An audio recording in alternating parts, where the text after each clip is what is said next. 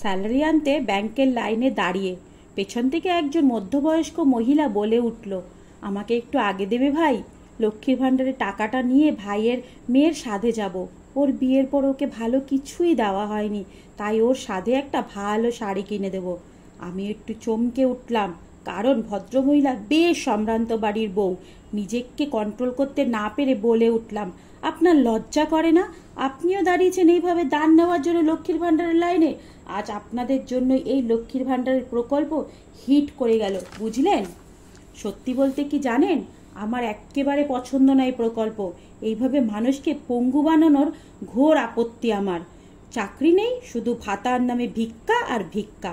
ভদ্রমহিলা উদাস গলায় বললেন, নিজে রোজগার করো তাই না, সেই জন্য এইসব কথা বলছো এত সাহসের সঙ্গে। আমাদের মতো বিনা রোজগারে বড়লোক বাড়ির বউ হলে বুঝতে। বাপের বাড়ি যাওয়ার সময় যদি 500 টাকা দেয়, কোথায় কি খরচা করেছি তার নিখুঁত হিসেব চেয়ে নিয়ে নেয়।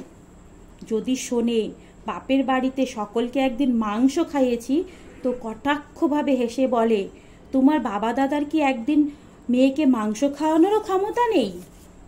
লজ্জা করে গো। সারাটা জীবন এমন ভিক্ষে করে কাটলো নিজের লোকের কাছে। সংসারে সারাটা জীবন কাজই করে গেলাম মাইনে ছাড়া, তাও কোনো মূল্য পেলাম না। এ তো সরকার দিচ্ছে, নিজের টাকা খরচ করব, কাউকে কৈফত দিতে হবে না। কেউ কৈফত চাইলে বলবো, এ তোমার দেওয়া না, এ সরকারের দেওয়া।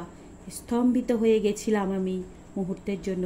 বুঝলাম কেন লক্ষ্মীর ভাণ্ডারের লাইনে এত ভিড়, কেন একজন ধনী ঘরের মহিলা শ্রমিক শ্রেণীর মহিলাদের সঙ্গে একসঙ্গে লাইনে দাঁড়িয়ে। আসলে এর শিকড় অনেক গভীরে। মেয়েদের অবস্থা নাকি পরিবর্তন হয়েছে। হ্যাঁ হয়েছে, 40% হয়েছে, আর বাকিদের যেখানে ছিল সেখানেই আছে। আমি আপনি চেঁচামেচি করে কি করব? অতি দুর্বল জায়গার বিনিময়ে বিক্রি হয়েছে অনেকেই।